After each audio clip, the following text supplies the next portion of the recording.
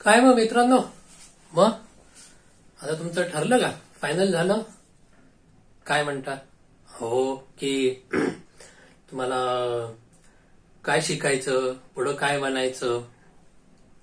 वडील म्हणतात इंजिनियर हो, हे शेजारचे काका म्हणतात पायलट हो, तो म्हणता डॉक्टर हो, आणि सगळंच गोंधळ आहे. तर ना आज आपण ना असाच एक विषयाबद्दल बोलणार आहोत. तर त्याआधी तुमचं आता अॅन्युअल डे वगैरे संपले असतील.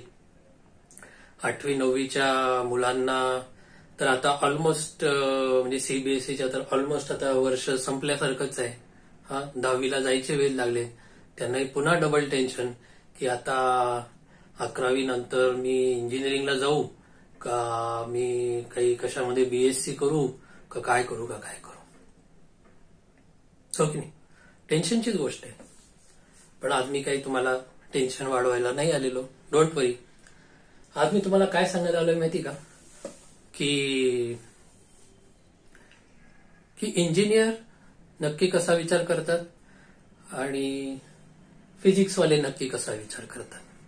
आणि मी तुम्हाला कुठलाही सीबीएसईचा सिलेबस किंवा कुठल्या युनिव्हर्सिटीचा सिलेबस, याचा सिलेबस किंवा त्यांना काय विषय असतात, नो त्याच्याबद्दल मी सांगायला आलेलो नाही. त्यापेक्षा ना मी तुम्हाला एक मस्त गोष्ट सांगणार आहे आणि त्यातनं तुम्हाला कळेल की इंजिनियर कसा विचार करतात आणि फिजिक्स किंवा प्युअर सायन्सेसमध्ये कशा पद्धतीचा विचार करतात. तर गोष्ट ही आजची नाहीये, गोष्ट जुनी आहे.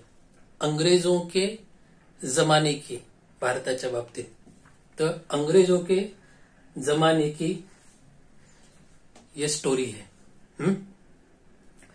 तर साधारण 1822 साली ओर्स्टेड या सायंटिस्टनी किंवा फिजिसिस्टनी एक शोध लावला किंवा त्याला असं दिसलं की एका इलेक्ट्रिक सर्किट मध्ये करंट पास झाल्यावर त्याच्या बाजूला जे कंपास निडल होती, ती कंपास निडल सर्किट ऑन झालं की डिफ्लेक्ट झाली आणि सर्किट ऑफ झालं की डिफ्लेक्ट झालं. एक्सपेरिमेंट छोटाच होता की बाबा या सर्किटमध्ये सप्लाय ऑन केला की डिफ्लेक्ट, सप्लाय ऑफ केला की डिफ्लेक्ट कंपास निडल. म्हणजे काय, जेव्हा डावीकडच्या प्रायमरी सर्किटमध्ये there is a change in current voltage, it produces some magnetism that deflects the compass. गोष्ट एवढूशीच.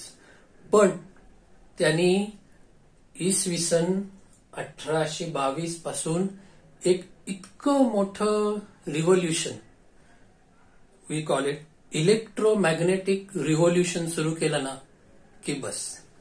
तर त्या इलेक्ट्रोमॅग्नेटिक रिव्होल्युशन मध्ये 2 टाईपची पात्र होते. तर कुठली 2 टाईपची पात्र? एक होते फिजिक्सवाले, ज्यांचा एक रोल होता, आणि बाकीचे होते इंजिनिअरिंगवाले, म्हणजे ते स्वतःला इंजिनियर म्हणायचे नाहीत. तर ते काय करायचे सांगतो. तर हे लक्षात आलं की व्होल्टेज पास केलं की साईडच्या याच्यामध्ये मॅग्नेटिक निडल हलते. हे कळल्या म्हणजे आता हे कळलं ओर्स्टेड, हे युरोपमध्ये, इंग्लंडमध्ये कळलं. ते कळल्यानंतर त्याच्यामध्ये ते ऐकल्यावर सगळ्यांचे कान खडे हो गए.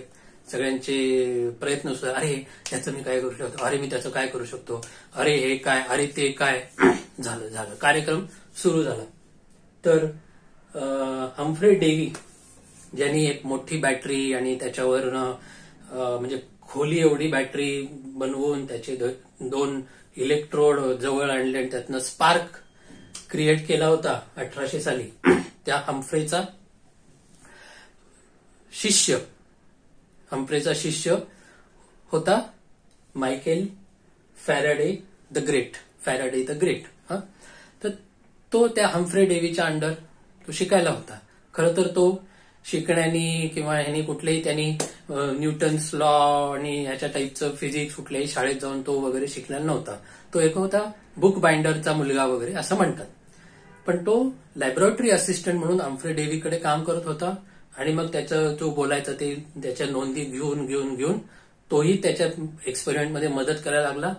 आणि तेव्हाही त्यांनीही ते बघितलं की ओरस्टेडचा एक्सपेरिमेंट की मॅग्नेटिझम प्रोड्यूस होतो जेव्हा इलेक्ट्रिक करंट, इलेक्ट्रिक सप्लाय इथनं पास होतो आणि ऑफ होतो, म्हणजे ऑन होतो ऑफ होतो, दोन्ही वेळेला मॅग्नेटिझम त्याच्या पलीकडे त्याच्या शेजारी म्हणजे कुठलाही त्याच्यामध्ये इलेक्ट्रिक कनेक्शन, फिजिकल कनेक्शन नसतानाही तिथं तो होतो. मग हे कसं काय? तर मग फॅरेडेला वाटलं होतं, म्हणजे आता फॅरेडे हा कल्पक मनुष्य अर्थातच होता आणि खूप मोठा एक्सपेरिमेंटर होता.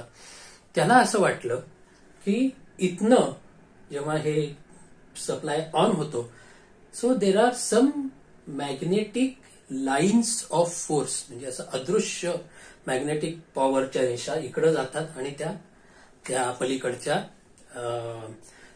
जे कंपास निडल आहे त्याला हलवतात आणि मग ते हलतं. कारण तो एक्सपेरिमेंटवाला होता, तो जास्त त्याचा विश्वास होता आणि फार सुंदर अशा फिजिक्सच्या आणि सगळे जे टिपिकल जे असते की हे असं झालं म्हणजे असं झालं, जसं न्यूटनचं तोपर्यंत होतं की लॉजिक आणि लॉज आणि हे ते तो सगळं त्याचं ग्राइंड, ते काही त्यांनी सांगितलं नाही. तो म्हणला हे असं होतं आणि there must be some magnetic lines of force that are deflecting दिस.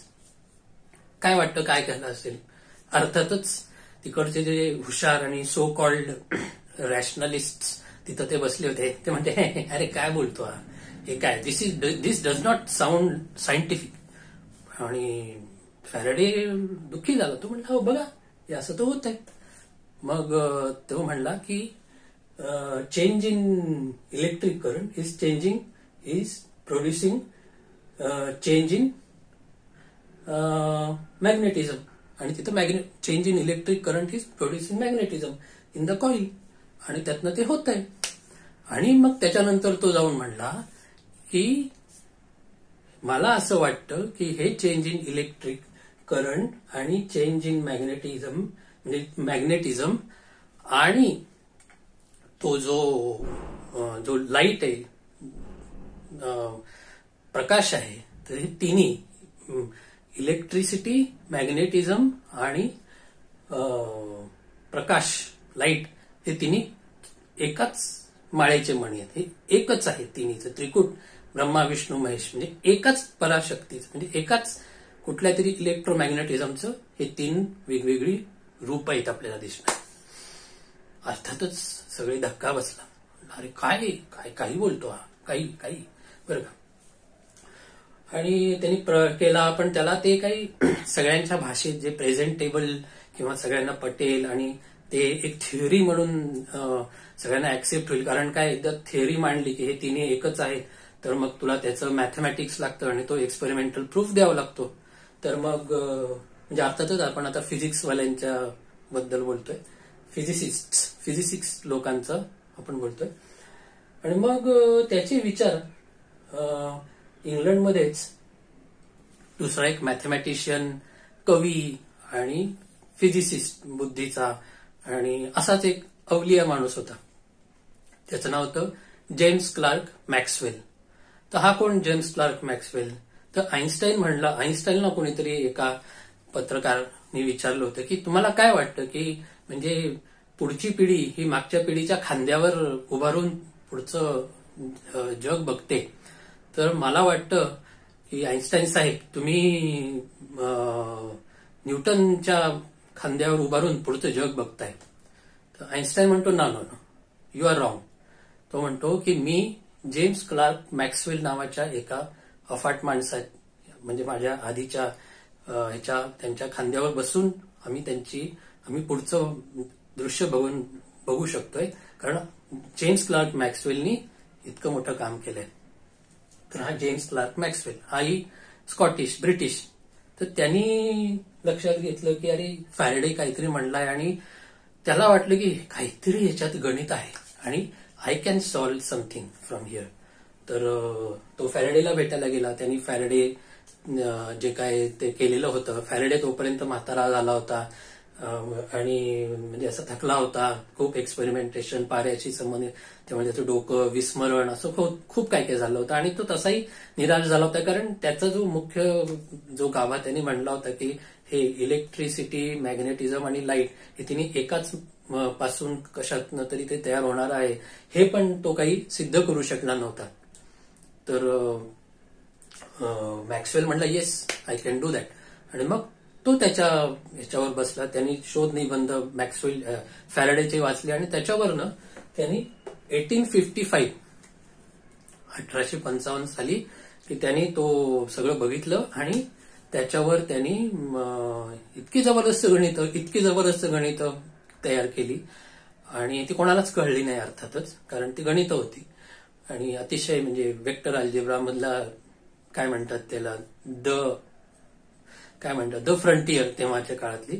पण त्यांनी त्यातनं सिद्ध केलं की गणिती रूपाने आपण हे सिद्ध करू शकतो की हे तिन्ही एकच आहे. आणि त्यांनी त्याची इक्वेशन लिहिली की इलेक्ट्रिसिटी, मॅग्नेटिझम आणि लाईट ह्या तिघांची संबंधित एक 4 इलेक्ट्रोमॅग्नेटिझमची इक्वेशन त्यांनी लिहिली आणि झालं की आता गणिती रूपात पण झालं. गणिती रूपात झालं पण अजून तिसरं नाही राहिलं. म्हणजे त्याची थिअरी झाली मांडून, फॅराडेनी सांगितली, त्याचं गणित मांडून झालं, मॅक्सवेलनी करून झालं, पण खरं कसं काय हे, what is the experimental proof.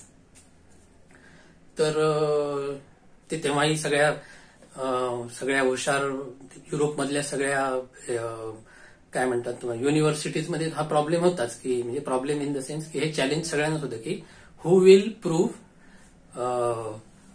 Faraday and Maxwell right by experimentation. सगळ्यांमध्ये चॅलेंज होता. तर साधारण त्याच काळामध्ये 1880च्या आसपासमध्ये हेनरिक हर्ट्झ हा जर्मनीमध्ये होता. तर हेनरिक हर्ट्झ जेव्हा त्याला आता पीएचडी करायची होती, पीएचडीला थिसिस लिहायचा होता, तर त्याला त्याच्या गुरुनी सांगितलं की हे बघ, तू मला वाटतं हे प्रूव्ह करू शकशील. तो हर्ट्झ म्हणतो ठीक आहे, तुम्हाला वाटत असेल की मी प्रूव्ह करू शकतो तो लेट मी ट्राय. मग तो बसला अनेक वर्ष त्याच्यावर बसला, एक वर्ष, 2 पीएचडीचे जे मुलं असतात त्यांचं आपल्याला माहिती आहे की किती वर्ष ते त्याच्या एक प्रॉब्लेमवर बसतात आणि कधी बऱ्याच वेळेला ते सॉल्व्ह पण नाही होत, पण they have to work with it. असं बसला त्यांनी त्याच्या काळातलं स्पार्क गॅप जनरेटर नावापासून त्याच्यापासून ते कशी तयार करायच्या आणि त्याच्यापासून लॅब एक्सपेरिमेंट केला आणि सगळं झालं. आणि साधारण 1887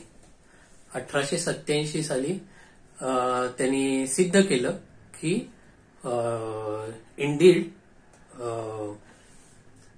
म्हणजे त्यांनी एक लॅब सेटअप केला की त्यांनी एक spark generation, electromagnetic spark generate केले एका अशा अंधाऱ्या खोलीमध्ये आणि त्याला काही पत्रे वगैरे लावून ते बाहेर जाणार नाहीत आणि त्यांची एक स्टँडिंग वेव्ह म्हणजे एकमेकात ते मिसळून एक वेव्ह तयार होईल आणि ती वेव्ह त्या खोलीमध्ये कुठंतरी जेव्हा पसरलेली असेल तेव्हा ती रिसीव्ह करायची आणि मग त्याचा वेग म्हणजे फार हाय एंड फिजिक्स त्या काळातलं, अर्थात आजचंही. तर ते सगळं त्यांनी अनेक वर्ष तो अंधाऱ्या खोलीमध्ये तो एक असं रिसिव्हर घेऊन सगळ्या खोलीमध्ये ते जायचा आणि तो कुठं मला सिग्नल मिळतोय, जसं आपण आजकाल रेंज बघतो, कुठं मला रेंज मिळते. तर इंडीड पहिला हेनरिक हर्ट्झ त्यांनी तिथं खोलीमध्ये कुठं त्याला तो स्पार्क मिळतोय, कुठं ती इलेक्ट्रोमॅग्नेटिझम तो प्रूव्ह करण्यासाठीचा तो कसं दिसतंय आणि त्याचा पाथ कुठला आहे त्या खोलीमध्ये. तर असं करून हेनरिक हर्ट्झनी 1887 साली प्रूव्ह केलं की ह्याचा असा पाथ आहे खोलीमध्ये, इथं ते मला तो हे रिसीव्ह झाला सिग्नल आणि इथून तिथं म्हणजे त्याच्या स्पार्क जनरेट होऊन तिथपर्यंत जाऊन रिफ्लेक्ट होणं आणि त्या सगळ्यामध्ये त्याला इतका वेळ लागतोय आणि डिस्टन्स एवढं आहे आणि ह्या सगळ्या गणितावरून त्यांनी सिद्ध केलं की अर्थातच इथून इथं गेलाय इतक्या वेळात आला म्हणजे साधारण 3 लाख किलोमीटर पर सेकंद या वेगाने ती स्पार्क किंवा तो सिग्नल तिथला जातोय आणि याचा अर्थ असा आहे की तो लाईट आहे म्हणजे अदृश्य प्रकाश आहे म्हणजे रेडिओ फ्रिक्वेन्सी आहे आणि so that Indies is light. म्हणजे 1887 साली त्यांनी सिद्ध केलं की फॅराडे जे म्हणला आणि मॅक्सवेलनी जे फॅराडेच्यासाठी गणित घातलं फॅराडेच्या लॉ बद्दल, so that is indeed correct आणि तो त्यांनी लाईटचा वेग मोजला आणि त्याच्यावरनं सो सुरुवात झाली होती 1822. ती काय कंपास निडल फिजिक्सचा पाथने आपण आता आलो की 1831 उजाडलं फॅराडेने काहीतरी त्याबद्दल बोलायला, 1855 उजाडलं मॅक्सवेलने त्याच्यावर गणितं केली आणि 1887 उजाडलं की तो प्रूव्ह झाला. इट टूक सो लॉंग 22 म्हणजे 65 वर्ष लागली फिजिक्सच्या पाथनी की ती थिअरी प्रूव्ह करण्यासाठी. पण दुसरी पण एक लोक होती बरं का तिथे and they had very interesting thing to think of. आणि ते कोण होते? ते दुसरे होते हे कॅरेक्टर्स, ते इंजिनिअरिंगवाले.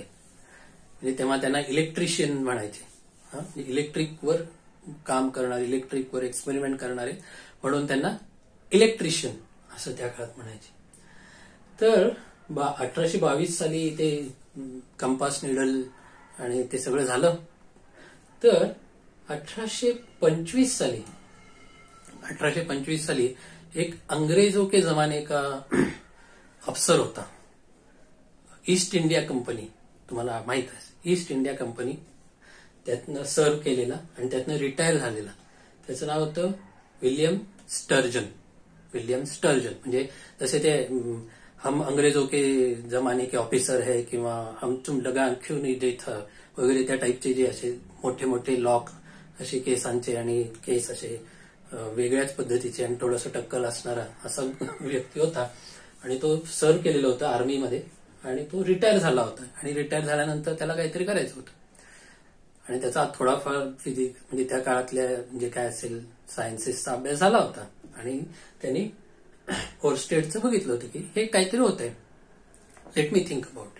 मग त्यांनी काय केलं की विलियम स्टर्जन त्यांनी काय केलं की लोखंडाचा एक हे घेतला आणि त्याला वायर गुंडाळल्या आणि वायर गुंडाळून त्या 2 वायरमध्ये इलेक्ट्रिसिटी म्हणजे ही आपली बॅटरी, डीसी बॅटरी म्हणजे इलेक्ट्रिसिटी ती तिथे जनरेट केली आणि त्याला लक्षात आलं की त्याच्या पलीकडे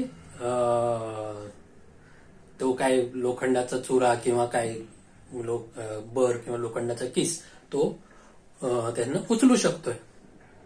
तर अशा पद्धतीने विलियम स्टर्जन पहिला इलेक्ट्रोमॅग्नेट विद्युत चुंबक म्हणजे टेम्परली त्याच्यामध्ये मॅग्नेटिझम येतं आणि सप्लाय बंद केला की मॅग्नेटिझम निघून जातं असं त्यांनी तयार केलं आणि झालं. मग तो त्यांनी तयार केला आणि मग झालं एक सुरू झाला कार्यक्रम लोकांचा की अरे याने तयार केलंय का, चला चला आपण पण हेच करू, आपण पण. मग काय झालं तेव्हा सगळ्यांमध्ये मग एक स्पर्धा लागली की मग ते लोखंडाचं हे घ्यायचं आणि त्याचा जास्तीत जास्त वायर गुंडाळायच्या, जास्तीत जास्त वायर गुंडाळल्या की तो इलेक्ट्रोमॅग्नेट जास्त पॉवरफुल व्हायचा. मग जास्त वजन लोखंडाचा चुरा त्याने उचलायचा आणि बंद करायचा खाली पडायचा. असे खेळच म्हणजे टाईपचे सुरू झाले. म्हणजे असं काय म्हणतात डेमो आणि मनोरंजन पण की भरपूर असा मोठा म्हणजे असा हॉल घ्यायचा, हॉलमध्ये भरपूर असे ते लोखंडी चुरा आणि तो घ्यायचा, सगळे प्रेक्षक बसलेले आणि मग त्याला असं सर्किट सुरू करायचं की असं हे तो काय म्हणतात तुमचा चुरा आणि ते सगळं मोठाच्या मोठा असा त्याकडे ओढला जाईल आणि मोठं असं वर जाईल आणि ते डिस्कनेक्ट केलं की धाडकन आवाज आणि सगळं खाली पडेल. असा तो एक पहिलं म्हणजे इलेक्ट्रिशियन जो आपले महाराज होते विल्यम स्टर्जन, UK म्हणजे इंग्लंड तेव्हाचं ब्रिटन. तर तेव्हा त्यांचं हे बघून खूप जणांनी असा कार्यक्रम सुरू केला आणि स्पर्धा सुरू झाली की अरे चला उचलूया, वजन उचलूया आणि इलेक्ट्रोमॅग्नेटिझमचा वापर करून वजन उचलणं आणि त्याच्यातनं काय प्रदर्शनं करणं आणि मग पैसे पण भरपूर मिळत असतील, असे विचित्र प्रयोग तेव्हा एंटरटेनमेंट वगैरेसाठी सुरू झाले. तर 1830 साली बरं का, 1830 साली जोसेफ हेनरी हा इकडं होता, US मध्ये, अमेरिकेमध्ये होता. जोसेफ हेनरी म्हणला अरे ठीक आहे तुम्ही वजन म्हणजे उचलताय पण जरा काहीतरी त्यातनं बरं पण होऊ शकेल ना, म्हणजे एवढे गठ्ठे उचलायचे आणि बंद करून खाली पाडायचे, काही दुसरं पण होऊ शकत असेल त्यातनं, नाही का. मग त्यांनी काय विचार केला की अरे असं करूया आपण की इथे एक सर्किट घ्यायचं, सर्किट मोठी लांबवर वायर टाकायची आणि तिकडून तिथं काहीतरी त्यातनं समजा काय बेल वाजवायची, म्हणजे आता आपण कसं घराची असं किंवा नुसतं इथं सर्किट करून इथंच बेल वाजली तर काय मजा नाही, पण इथं सर्किट ऑन केलं, मोठी अशी काहीतरी वायर त्या सर्किटची असेल किंवा काय, ते लांब कुठंतरी म्हणजे किंवा खोलीतच पलीकडे कुठंतरी लांबवर जाऊन बेल वाजली, कमाल नाही का. तर त्यांनी असंच म्हणजे तो त्या अमेरिकेमध्ये त्यांनी त्या पद्धतीचा सेटअप केला. मे बी त्याला नाश्त्याची वेळ झाली की घरी सांगावं लागेल आता मला नाश्ता तयार ठेव मी येतो, आणि म्हणून तो बेल वाजवत असेल. विनोदाचा भाग झाला, पण तसं त्यांनी सेट केलं आणि झालं. तो पहिली डोरबेल तर त्यांनी 1831 साली 1831 पहिली डोरबेल तयार केली. तर जोसेफ हेनरीनी इलेक्ट्रोमॅग्नेटिझम बद्दल पण काम केलं होतं आणि लॉ ऑफ इंडक्शन पण केला असं काही जण म्हणतात, पण 1830 आणि 1831 साधारण जोसेफ हेनरी आणि मायकेल फॅरेडे एकाच, पण त्यांनी काही ते लिखापडी केली नाही किंवा असं कुठं जाऊन ते प्रेझेंट केलं नाही. त्यांनी आपलं बेल तयार केली आणि बाबा कशी वाजतीये आणि तसं त्यांनी त्याचा उपयोग केला आणि काय काय उपयोग करणार त्याचा फोकस जास्त. नंतर त्यांनी त्याच्यातनं इलेक्ट्रिकल रिले पण तयार केला की बाबा इथनं करायचं मग थोड्या वेळाने तो थांबणार आणि मग तो बेल वाजणार, की म्हणजे तो एक इलेक्ट्रिकल रिले त्यांनी तयार केला. आणि त्यांनी एक इलेक्ट्रिक मोटर पण तयार केली, DC मोटर. की DC मोटरचं आपण बघू कधीतरी की त्यांनी DC मोटरमध्ये कसं की त्याला एक सप्लाय द्यायचा आणि त्याच्यावरनं मग त्याचा एक स्टेटर असतो आणि त्यातनं मग ती चालू करायची आणि मग त्यातनं काय काय DC मोटरनी अजून काय काय गोष्टी तुम्ही करू शकता. तर त्यांनी DC मोटर पण तयार केली 1842 पर्यंत. असं काम जोसेफ हेनरीने तयार केलं होतं. नंतर मग म्हणजे हा इलेक्ट्रिशियन, आता हेच काम बघून 1837 साली सॅम्युअल मोर्स हे नाव तुम्ही ऐकलं असेल, की आता ठीक आहे तुम्ही एक बेल तयार करताय, पण आता ते मी बेल नुसतं बेल म्हणजे काहीतरी वाजवायचं, त्याच्यापेक्षा मी काहीतरी एक सिग्नल देऊन बघू का याच्यातनं. ओके, असं मोर्सनी म्हणजे त्याची एक ट्रॅजेडी होती की त्याच्या मिसेस कुठंतरी लांब राहायची आणि ते कळलं नाही, वेळेत माहिती मिळाली नाही, त्यामुळे तो दुःखी झाला होता. त्यामुळे मग अशा कुठल्या भावनेतनं केलं असेल की बाबा लांबवर माहिती पाठवता आली पाहिजे किंवा टेलिग्राम नंतर नाव आलं, असे काहीतरी संदेश पाठवता आला पाहिजे, संदेश वहन करता आलं पाहिजे, असं त्याच्या डोक्याने घेतलं. आणि ह्या ज्या सगळ्या की लांबवर इलेक्ट्रिक सिग्नल पाठवता येतो, बेल वाजवता येते, हे बघितल्यावर त्या म्हणलं की आणि बेल वाजवतोय आणि त्याच्यावरनं मग सिंगल लाईन म्हणजे टेलिग्राफ कार्यक्रम सुरू झाला होता. म्हणजे हे जोसेफ हेनरी वगैरे यांच्या एक्सपेरिमेंट सुरू झाल्यानंतर एक टेलिग्राफचं पण एक पेव सगळीकडे फुटलं. सगळीकडे टेलिग्राफ, सगळीकडे जसं आजकाल सगळीकडे युट्यूब असतं तसं सगळीकडे टेलिग्राफ. मी पण टेलिग्राफ बनवणार, मी पण. मग काय समजा आता इंग्लिशमध्ये 16 कॅरेक्टर्स आहेत, तर इकडून तिकडे 16 वायर करायच्या. ओके. आणि मग त्यातली कुठली वायर इथनं ऑन केली त्याच्यावरनं तिथं कुठलं लेटर आहे ए, मग चौथी वायर गेली की मग तिथं डी, मग काय 10वी वायर आहे तिथं मग जे, असं सिग्नल टेलिग्राफ पाठवायला सुरुवात केली. म्हणजे असे छोटी छोटी एक्सपेरिमेंट त्यांनी सुरू केले आणि विकायला सुरुवात केली अर्थातच, की याला तू बघा करून या पद्धतीने टेलिग्राफचा कार्यक्रम. सॅम्युएल मोर्सनी काय केलं की हे सगळे करतायत 16 वायर, 8 वायर, 4 वायर, त्यापेक्षा आपण असं करूया की आपण या सगळ्याला कोड देऊया, की लेट स्टँडर्डाइज. की मग त्यांनी ती वायर 1 ऑन केली, ऑफ केली आणि ऑन केली की मग एक कुठलं तरी कॅरेक्टर ऑफ ऑन केली की एक असं असे पूर्ण त्यांनी काय म्हणतात डिक्शनरीज तयार केली. असं असं केलं की याचा अर्थ हा, असं असं केलं की याचा अर्थ हा.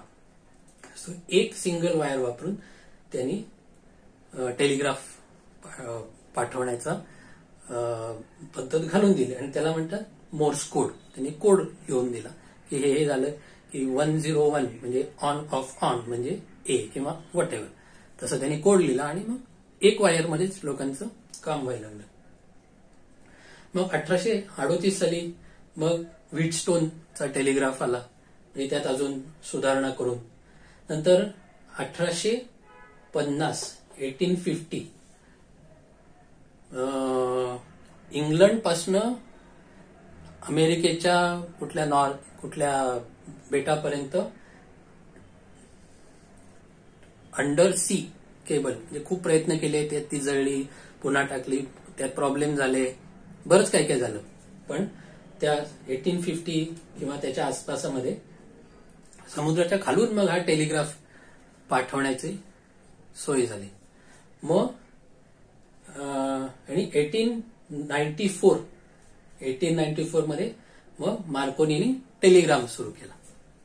तर मित्रांनो हे बघा, हे टेलिग्राफ म्हणजे साधारण आपण ज्याला इलेक्ट्रॉनिक्स किंवा टेलिकम्युनिकेशन हे अशा पद्धतीने तेव्हा विकसित झालं. आता 1830 साली हेनरीनी मोटर 1842 साली बनवली. त्या मोटर नंतर एडिसन पण त्याच शतकातला होता. एडिसननी त्या मोटरमध्ये सुधारणा केल्या, ते किती चांगलं. आणि त्याच्यापासून डीसी मोटर चांगल्या पद्धतीच्या आणि डीसी पॉवर जनरेशन असे प्लांट किंवा त्याच्याबद्दल त्यांनी भरपूर कष्ट करून त्याच्यात सुधारणा केली. आणि 1886च्या आसपास डीसी मोटर त्यांनी 1870च्या आसपास आणि जनरेशन 1886 या काळामध्ये म्हणजे त्यांनी डीसी पॉवर जनरेशन म्हणजे कुठल्या काही शहरांमध्ये त्यांनी पूर्ण तो डीसी पॉवर जनरेशनचे प्लांट टाकून सगळ्यांना ते मिळेल वगैरे.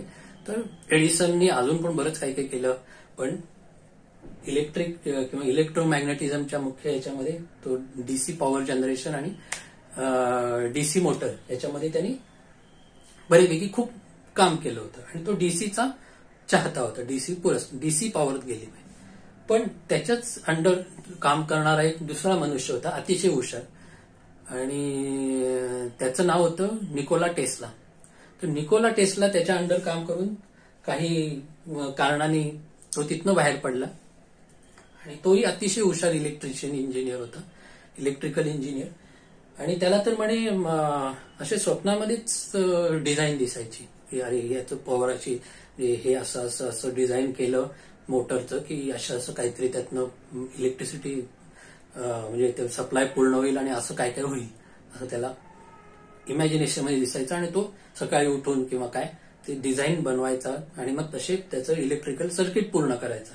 तर निकोला टेस्लानी सुद्धा त्याच्या म्हणजे एसी कडे त्यांनी त्याचा कल होता की अल्टरनेटिंग करंट मधनं पॉवर जनरेशन याचा त्यांनी.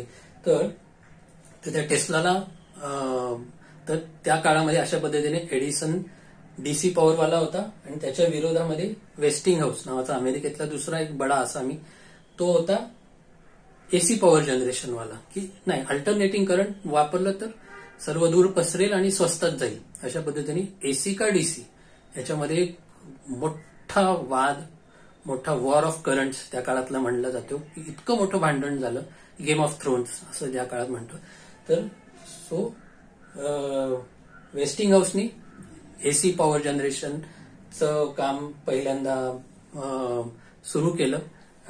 एसी ट्रान्सफॉर्मर्स म्हणजे त्यातलं अजून एक की तो कमी जास्त म्हणजे सप्लाय जिथं तयार होतोय तिथनं तो कमी, म्हणजे नायगरा फॉल्सवर पहिलं एसी पॉवर जनरेशनचा प्लांट त्या काळामध्ये त्यांनी टाकला. त्यातनं मोठी पॉवर जनरेट करून त्यातला थोडा भाग सगळीकडे सगळ्या प्रत्येकाच्या घरामध्ये पोहोचवण्याचं काम या वेस्टिंग हाऊस आणि टेस्ला या दोघांनी एकत्रपणे सिद्धीला नेलं.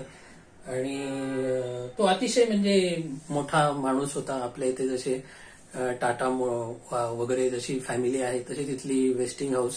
आणि त्यांनी म्हणजे आठवड्यामध्ये 5 दिवस हा वर्किंग वीक असावा हे त्यांनी त्या काळामध्ये विचार केलेला होता. इतका तो मोठा आणि इतका म्हणजे कर्मचाऱ्यांचं हित बघणारा व्यक्ती होता.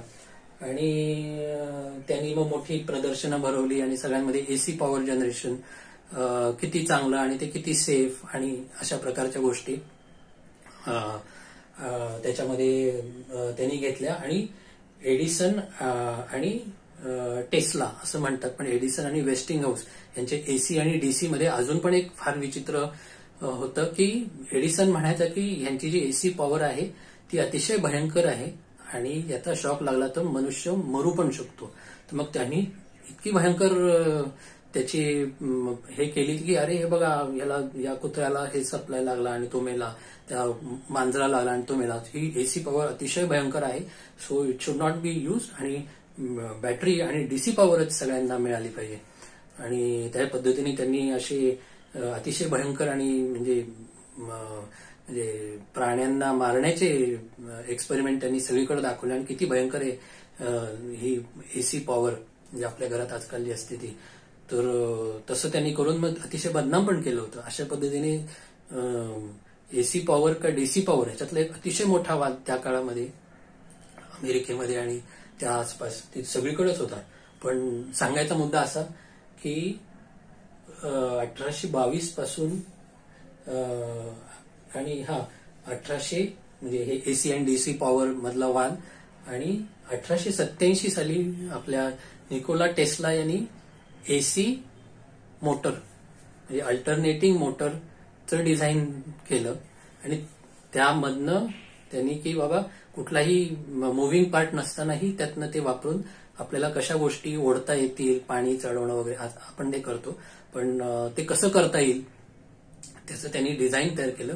आणि आपल्या घरी असणारी जी काही आपण अजूनही जे टाकीमध्ये पाणी चढवणाऱ्या ज्या पंप किंवा त्या मोटर घरी बसवतो त्यातले सिंगल फेज मोटर्स, तर त्या सिंगल फेज मोटरचं बरंचसं डिझाईन तेव्हा टेस्लानी जे काही ओरिजिनल तयार केलं होतं साधारण त्याच्याच थोडा सुधारणा किंवा काय करून तयार केलेलं आहे. पण सो 1887 तर म्हणजे इलेक्ट्रिकल म्हणजे मागाशी बघितलं टेलिग्राफचं टेलिकम्युनिकेशन इंजिनिअरिंग की मला सिग्नल कसा चांगला पाठवता येईल आणि किती पलीकडे तो किती व्यवस्थित कळू शकेल या पद्धतीने मी कसं त्याचं कोडिंग करू आणि कसं करत जाऊ असा विचार करत करत telegraph telecommunication engineering, power generation म्हणजे इलेक्ट्रिकल इंजिनिअरिंग की बाबा डीसी मधनं मी सप्लाय काढतो, अल्टरनेटिंग करंट मधनं सप्लाय काढतो, त्यातनं मी काहीतरी चालवतो, त्यातनं मी स्टीम इंजिनच्या ऐवजी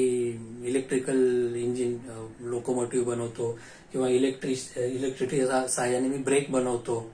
अशा अनेक गोष्टी म्हणजे इलेक्ट्रिकल इंजिनिअरिंग मधल्या त्या काळामध्ये म्हणजे इलेक्ट्रॉनिक्स आणि टेलिकम्युनिकेशन, टेलिग्राफ आणि टेलिग्राम यांचं आपण बघितलं मार्कोनी पर्यंत, इलेक्ट्रिकल इंजिनिअरिंग यांचं वेस्टिंग हाऊस पर्यंतचं.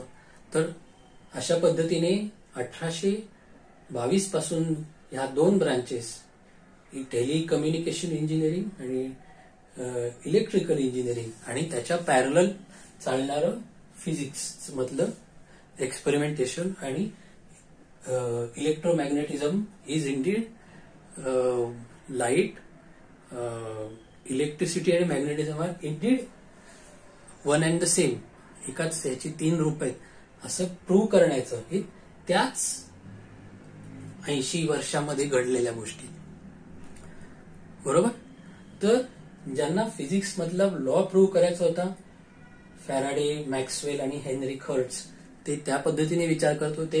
ज्यांना टेलिग्राम पाठवायचा होता, कम्युनिकेशन करायचं होतं, ते टेलिग्राफ आणि टेलिग्राम बनवत गेले. ज्यांना त्यातनं काही पॉवर जनरेट करून त्यातनं सिस्टीम चालवायच्या होत्या, म्हणजे बैल आणि वाफेच्या इंजिनाच्या ऐवजी दुसरं काहीतरी वापरून, इलेक्ट्रिसिटी वापरून मी काहीतरी गोष्टी चालवीन, इलेक्ट्रिसिटीची ताकद, मॅग्नेटिझमची ताकद वापरून मी काहीतरी दुसरं काहीतरी माझी कामं करून घेईन, त्यांनी इलेक्ट्रिकल इंजिनिअरिंगच्या साईडने गेले. तर म्हणण्याचा अर्थ असा आहे मित्रांनो की फिजिक्स, इलेक्ट्रिकल इंजिनिअरिंग, इलेक्ट्रॉनिक्स आणि टेलिकम्युनिकेशन इंजिनिअरिंग या कशा निर्माण झाल्या की काहीतरी त्यांचं साध्य होतं. फिजिक्सचे जे एक्सपेरिमेंटर्स होते, फिजिक्सच्या अँगलनी जे जाणारे होते, त्यांना लॉ प्रूव्ह करायचं होतं. त्यासाठी त्यांनी मग जे काही यातनं मिळणाऱ्या जे काही टेक्निक्स होत्या त्या सगळ्या घेतल्या.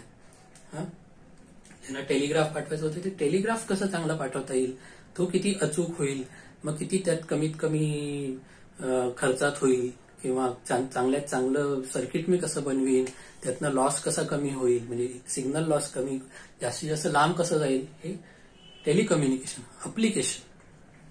Electrical power, DC power, motor, generator आणि ट्रान्सफॉर्मर अशा अनेक गोष्टी आहेत.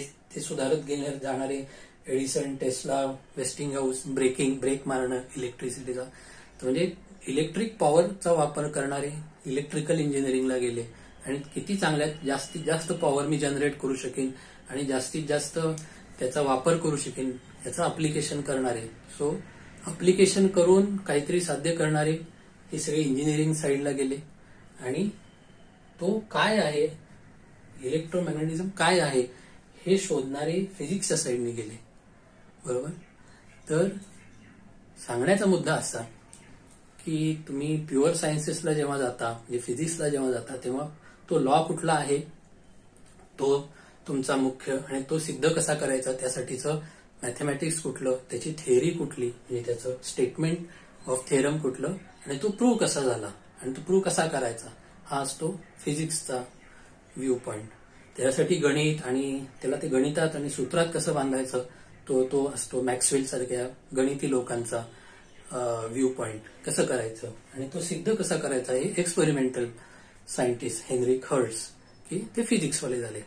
पण 1825 साली हे काहीच माहित नव्हतं ना की हे लाईट आहे आणि हे एकच असतं आणि काय असतं काय असतं. त्यांना काय करायचं होतं की इकडं लाईट ऑन झाला की तिकडं मॅग्नेट ऑन होतं, इकडं मॅग्नेटिझम होतं, मी त्याचा काहीतरी वापर करतो. तो कसा वापर करता येईल, हा झाला अप्लिकेशन किंवा इंजिनिअरिंगचा माइंडसेट. तर त्यांनी हे माहीत नसतानाही ते अप्लिकेशन करत गेले आणि मानवी उपयोगासाठी ते कितपत चांगला त्याचा मी काही करू शकेन, आणि अर्थातच मानवी उपयोग नाही, त्यातनं माझा चांगला बिझनेस कसा मिळेल आणि how can I be a millionaire or whatever त्यांच्या काळामध्ये. तर ते करत गेले आणि त्यातनं बिझनेस करत गेले अर्थातच. तर इलेक्ट्रिकल किंवा टेलिकम्युनिकेशनमध्ये त्यांनी अप्लिकेशनमधनं त्याचा इलेक्ट्रिसिटीचा वापर केला, इलेक्ट्रोमॅग्नेटिझमचाच वापर केला. भलेही त्यांना तेव्हा हे सगळी थेअरी माहीत नव्हती किंवा त्यांना फक्त प्रिन्सिपल माहीत होतं अर्थातच की हे असं झालं की मॅग्नेटिझम तिथे जनरेट होतंय, एवढंच राहिलं. आणि त्याच्यावरनं जे त्यांनी बिल्ड केलं that was their engineering need किंवा अप्लिकेशनची नीड, आणि तसं त्यांनी ते प्रूव्ह केलं. सो प्युअर सायन्सेस किंवा फिजिक्समध्ये लॉ प्रूव्ह करणं आणि त्यासाठीच्या गोष्टी घेणं, म्हणजे थेरम घेणं, त्याच्यासाठीचं मॅथमॅटिक्स घेणं आणि त्याचा एक्सपेरिमेंटेशन, हे त्यांचं हे फिजिक्समध्ये येतं. पण त्याचं अप्लिकेशन कसं करायचं आणि ते अप्लिकेशन चांगल्यात चांगलं कसं करता येईल आणि त्याच्यात अधिकाधिक सुधारणा कसं करत जाता येईल, दॅट इज इंजिनिअरिंग माइंडसेट. तर मित्रांनो, अशा पद्धतीने आज मी तुम्हाला ही कहाणी सांगितली. तर आय होप यातनं तुम्हाला या दोन म्हणजे फिजिक्स आणि इंजिनिअरिंग, म्हणजे आपण इलेक्ट्रॉनिक्स इंजिनिअरिंग बद्दल बोललो, पण मेकॅनिकल इंजिनिअरिंग बद्दल पण अशा पद्धतीने आपण कुठलं तरी नक्कीच तुम्ही विचार करू शकता किंवा कोणाला तरी विचारू शकता. मेकॅनिकल इंजिनिअरिंग वाले तुमचे काका मामा किंवा कोण असतील शिक्षक, आणि की हे कसं काय झालं, आणि मेकॅनिकल म्हणजे काय म्हणतात तुमचे इंजिन्सचं अप्लिकेशन कसं केलं किंवा गॅसेसचा कुठला लॉ वापरला, असेही त्याच्यामध्ये स्टोऱ्या असणार आहेत नक्कीच. आपण फक्त एक लेटेस्ट नाही 18व्या शतकातली किंवा 19व्या शतकातली ही इलेक्ट्रिसिटीची कहाणी घेऊन या दोन ब्रँचेस मधला म्हणजे फिजिक्स आणि इंजिनिअरिंगच्या मधला म्हणजे इंजिनिअरिंगच्या म्हणजे फॅरेडेचा इलेक्ट्रोमॅग्नेटिझमचा लॉ असल्यामुळे इकडे आपण इलेक्ट्रिकल इंजिनिअरिंग आणि इलेक्ट्रॉनिक्स अँड टेलिकम्युनिकेशन या दोघांमध्ये हे कसे एकमेकाला त्या काळामध्ये पॅरलल घडत गेले, त्यांच्यात सुधारणा कशा घडत गेल्या आणि फायनली तेच मग पुढच्या शतकामध्ये कसं त्याचाच उपयोग झाला.